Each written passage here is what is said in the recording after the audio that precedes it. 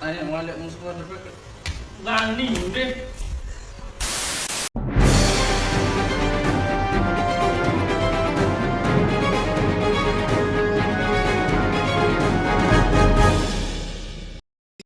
Assalamualaikum dan salam sejahtera. Anda sedang menonton Buletin Moral edisi 12 Januari 2022.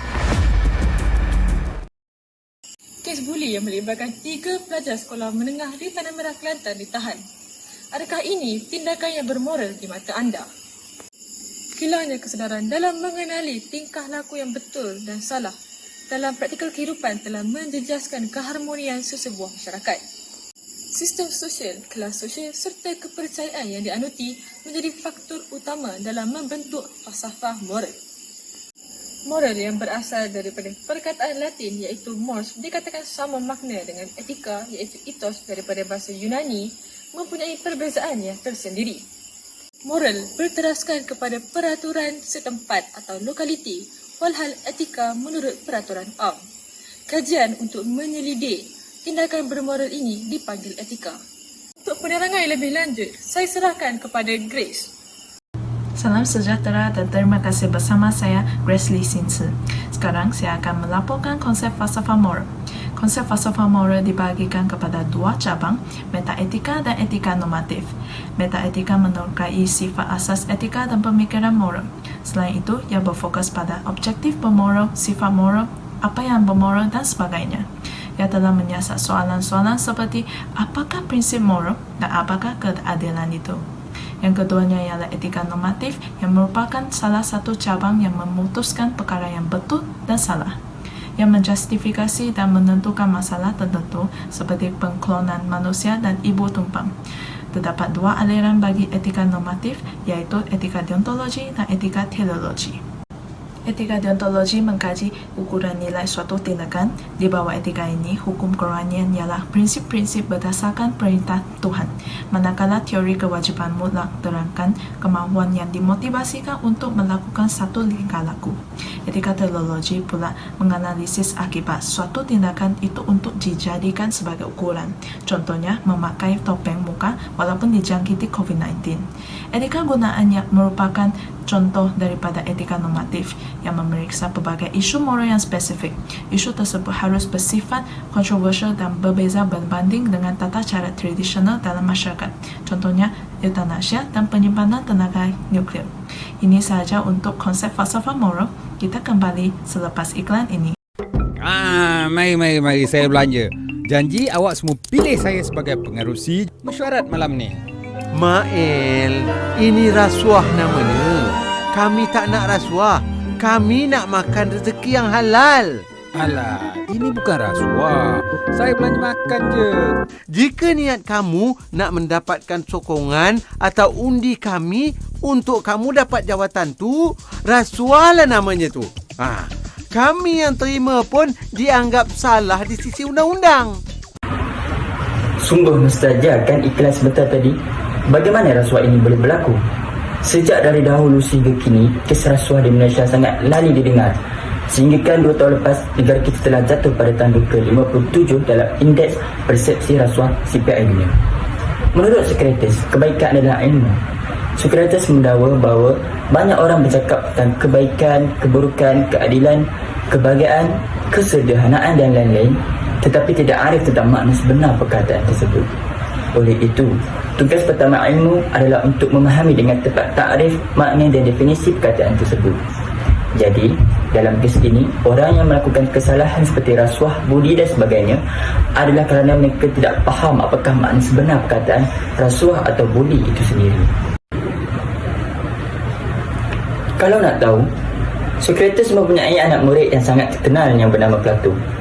Tokoh Plato ini menguasai hampir keseluruhan pemikiran Greek sebelum dan semasa zaman beliau. Hampir semua teori terbaik oleh Pythagoras, Elatis, Heraclitus dan Socrates terdapat dalam sistem pemikiran beliau. Walau bagaimanapun, Socrates adalah tokoh pemikir yang paling banyak mempengaruhi pemikiran Plato. Hampir keseluruhan idea Socrates, terutamanya tentang etika, telah diterima oleh Plato. Jadi, falsafah etika yang dibawa oleh Plato adalah tidak lari jauh daripada falsafah gurunya itu. Selain dua tokoh ini, terdapat tokoh klasik lain yang bernama Aristotle. Aristotle berpendapat bahawa kehidupan manusia ini mempunyai tujuan dan matlamat tertentu. Bagi Aristotle, matlamat hidup setiap manusia ialah untuk mencapai eudaimonia atau sering diterjemah sebagai kebahagiaan. Semua manusia inginkan kesenangan dan kebahagiaan hidup, tetapi mereka mempunyai pendapat yang berlainan tentang apakah itu kebahagiaan. Setengah manusia berpendapat bahawa kebahagiaan merupakan harta, wang ringgit dan kekayaan, manakala setengah yang lain pula merujuk kepada kelazatan, kesihatan, pangkat, kuasa dan lain-lain sebagai kebahagiaan. Mereka sering berubah pendapat tentang konsep, ciri dan kandungan kebahagiaan tersebut. Semua itu merupakan tokoh klasik. Jadi, siapa pula yang dikatakan sebagai tokoh moden dalam falsafah moral dalam dunia barat ini? Jadi, yang pertama ialah Roger Bacon. Roger Bacon adalah salah seorang daripada falsafah yang terkenal pada zaman abad pertengahan. Beliau digelar sebagai Dr. Mirabilis yang bererti guru yang mengagumkan. Karya beliau yang terkemuka ialah Opus Majus, iaitu kerja besar. Penulisan ini ditulis dengan menggunakan penerangan serta penjelasan beliau sendiri dan mempunyai cara serta hujah yang sesuai. Pemikiran ini juga dibahagikan kepada 7 bahagian dan bahagian yang terakhir adalah berkenaan falsafah moral dan ianya adalah perbincangan yang menjadi kemuncak dalam karya ini. Beliau menekankan bahawa peranan falsafah moral ini adalah seberat 3 kali ganda daripada yang lainnya, iaitu berhubung dengan tanggungjawab terhadap Tuhan, tanggungjawab terhadap jiran dan kewajipan kepada diri kita sendiri. Yang kedua ialah Immanuel Kant. Kant menyatakan bahawa nilai moral adalah satu hasil perbuatan yang dilakukan seperti satu kesimpulan terhadap sesuatu aktiviti dan menolak teori utilitarisme. Penulisan Kant lebih kepada deontologikal di mana deonto bermaksud tugas iaitu duty. Kant memperkenalkan konsep Maxim iaitu satu polisi yang mengawal arah tindakan untuk mencapai kesempurnaan ataupun sesuatu tujuan. Kant mengemukakan 2 konsep iaitu yang pertama ialah konsep tekad baik dan yang kedua ialah prinsip perintah mutlak. Daripada video pendek ini kita dapat lihat contoh perlakuan tekad baik yang diperkenalkan oleh Kant iaitu berasaskan kepada tanggungjawab dan tugas seorang manusia kepada dunia sekelilingnya ke arah mencapai kesempurnaan diri iaitu Maxim. Bagi prinsip perintah mutlak pula iaitu categorical imperative, beliau berpendapat bahawa manusia harus hidup mengikut undang-undang yang diterima oleh semua orang di dunia ini tanpa pengecualian. Menurut Kant, kebenaran sebenar haruslah bebas daripada sebarang penyekatan dan juga perselisihan dalaman. Kembali semula, untuk maklumat yang lebih lanjut, kami telah menemukan seorang pendapat pakar untuk menjawab persoalan kami berkenaan garis masa falsafah moral.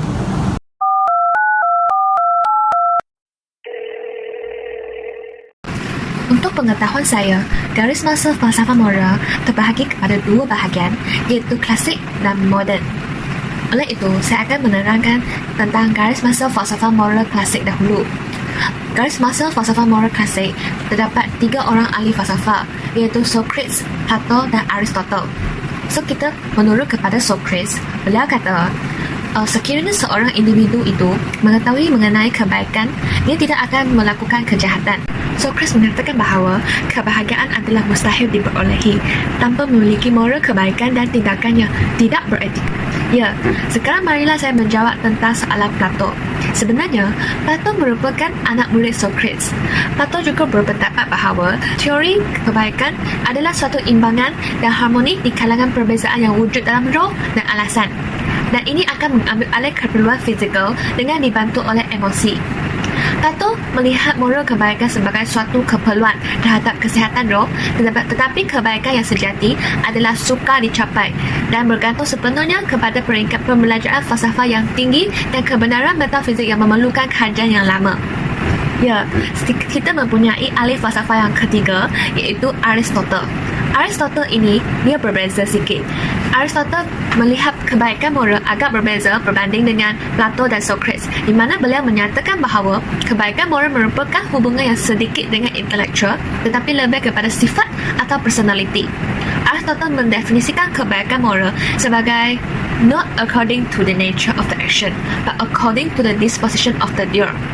Aristotle juga mempertikaikan tentang kebaikan moral dikembangkan seperti kemahiran fizikal, iaitu menerusi latihan dan tabiat. Jika kita merujuk kepada garis masa falsafah moral moden pula, kita terdapat dua orang ahli falsafah. Yang pertama ialah Immanuel Kant. Kant sebenarnya berpendapat bahawa dia lebih menekankan kepada kewajipan yang harus dilakukan oleh seseorang individu. Dan sebenarnya, Kant punya matlamat adalah mewujudkan sebuah masyarakat yang menyantuni semua orang dengan penuh rasa hormat dan bermoral. Pada pandangan saya, teori ini terdapat satu kelemahan juga, iaitu teori ini adalah kurang jelas dalam menentukan tindakan, sama ada tindakan ini ialah bermoral ataupun tidak bermoral. Teori ini kurang jelas dalam menentukan tindakan tersebut. Ahli falsafah moden yang terakhir pada hari ini ialah John Rawls. John Rawls sebenarnya dia mementingkan kepada keadilan. Beliau berpendapat bahawa manusia seharusnya membentuk sebuah kerajaan dengan menggunakan prinsip keadilan supaya negara kita akan hidup dengan maju dan harmoni. Dan untuk mencapai matlamat keadilan ini, sebenarnya beliau mencadangkan supaya seseorang individu itu dia perlu membayangkan dia sedang berada dalam keadaan dirinya yang asal, iaitu situasi di mana suatu keadaan yang belum wujud ataupun tiada kerajaan, dan individu tersebut harus memilih prinsip-prinsip asas yang seharusnya dilakukan oleh sesebuah kerajaan.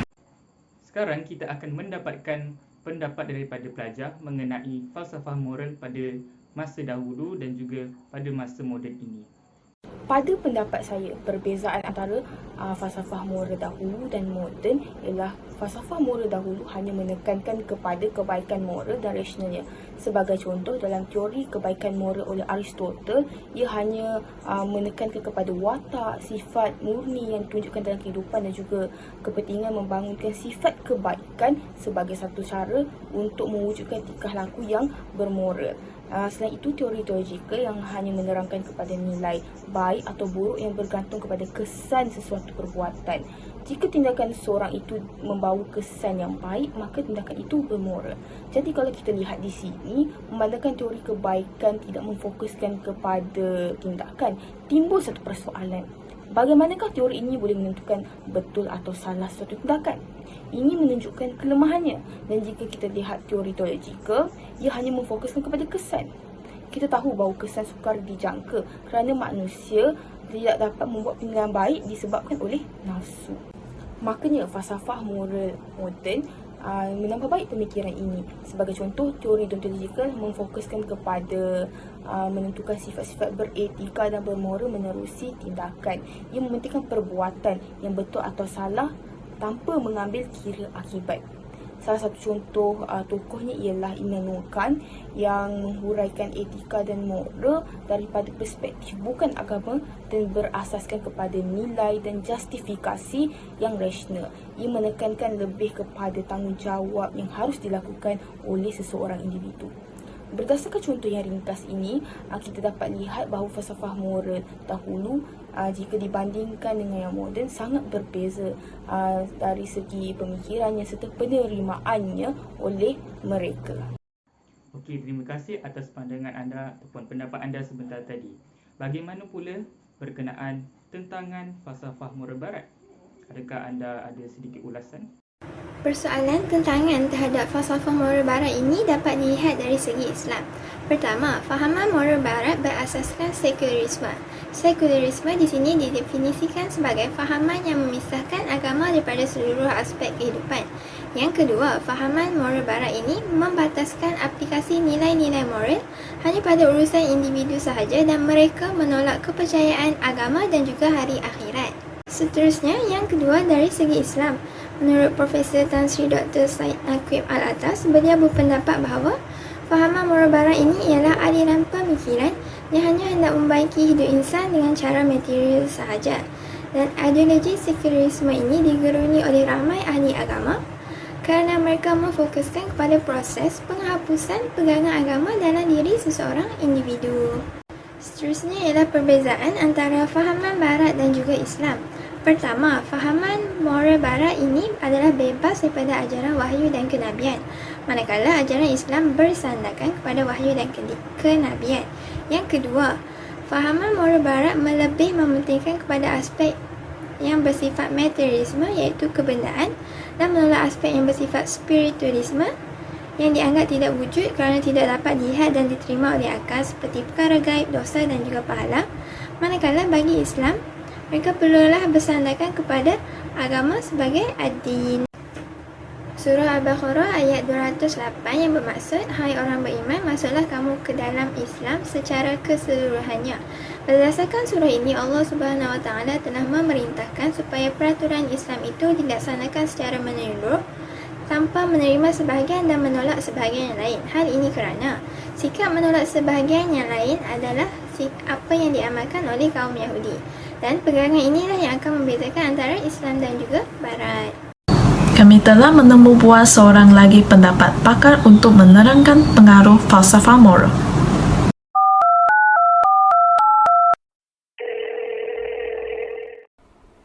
Terima kasih ya. Assalamualaikum warahmatullahi wabarakatuh. Nama saya Adila Izzati binti Abdul Fattah. Saya akan menerangkan serba sedikit tentang pengaruh falsafah moral terhadap individu, masyarakat dan negara. Okey, seperti yang kita sedia maklum bahawa falsafah moral adalah tentang kajian kebaikan, betul atau salah, keadilan dan juga kebajikan. Falsafah moral juga dapat memberi pengaruh terhadap individu, iaitu seseorang individu itu dapat membezakan mana yang baik dan mana yang buruk dalam sesuatu perkara. Hal ini demikian kerana dengan adanya pengetahuan falsafah moral itu dapat mengelakkan individu tersebut daripada terpesong ke arah negatif dan juga atau menganggap perkara yang negatif itu adalah sesuatu yang baik. Selain itu, pengaruh falsafah moral juga dapat memperbaiki tingkah laku manusia untuk memiliki peribadi yang baik seperti saling memaafi, tolong-menolong antara satu sama lain dan sebagainya. Seterusnya, dengan adanya pengetahuan atau kesedaran falsafah moral dalam kehidupan masyarakat, ini dapat mewujudkan masyarakat yang harmoni dan progresif seperti masyarakat yang memupukkan budaya persefahaman, hormat menghormati, bertimbang rasa dan sebagainya. Akhir sekali, pengaruh falsafah moral terhadap negara ialah dapat melahirkan sebuah negara yang aman dan tenang. Hal ini kerana dapat membawa kepada pengurangan dalam kadar peratusan aktiviti jenayah. Dengan itu, semua rakyat akan berasa selamat di mana-mana mereka berada tanpa perlu merisaukan keselamatan mereka. Tetapi untuk mewujudkan suasana ini, semua rakyat perlulah sama-sama mempunyai kesedaran falsafah moral yang tinggi dan juga menerapkan nilai-nilai murni dalam kehidupan mereka. Okey, itu sahaja daripada saya. Terima kasih. Nampaknya kita sudah tiba ke penghujungnya. Daripada falsafah moral itu tadi, kita dapat tahu apa itu maksud, definisi falsafah moral itu sendiri. Seterusnya kita dapat tahu siapa tokoh-tokoh falsafah moral, garis masa falsafah moral dan juga perbandingan falsafah moral daripada zaman dahulu dan zaman moden kini. Daripada falsafah moral itu tadi, saya dapat simpulkan bahawa ia ada kebaikan dan keburukannya sendiri. Daripada kebaikan itu, kita dapat aplikasikan dalam kehidupan kita supaya kehidupan kita jadi lebih sejahtera dan lebih teratur. Seterusnya, daripada keburukan itu, kita boleh jadikan sebagai tauladan ataupun teladan kepada diri kita sendiri dan juga masyarakat sekitar. Jadi di sini saja daripada saya dan juga kumpulan 8. Terima kasih dan Assalamualaikum. Semoga kita berjumpa lagi.